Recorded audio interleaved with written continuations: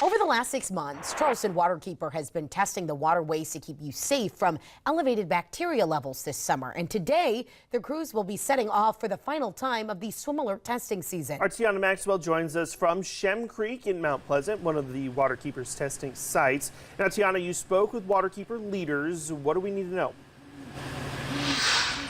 Yeah, Nick, Shelby, well, heavy rains along with sewer overflows and unmaintained septic tanks drag pollutants into the waterways. And each week of the summer, Charleston Waterkeeper tests for fecal indicator bacteria that comes from those runoffs. Now, the group says that this year, the average levels were 382 colony-forming units of bacteria. That's 3 times higher than the state standard of 104 units and 7 times higher than the Waterkeeper's average history.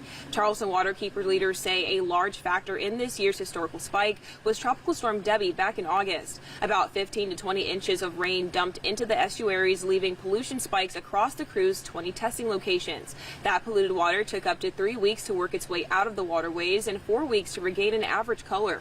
Andrew Wonderly, the executive director and Waterkeeper, says the goal is to keep families safe while they have fun in the water. He says checking the weekly data is important as there is a risk of illness if that bacteria is ingested or exposed to cuts on the body. The risk from swimming in water that's contaminated by fecal matter is ear, nose, and throat infections, skin infections, gastroenteritis, and some really serious pathogens can be present in water with high bacteria levels. So it's important for folks to pay attention to what the data says, know both what the historical data says, but also what the current data says. Today, the last swim alert results come out for your favorite waterways, and you can find out how you can see those under this web story at live5news.com.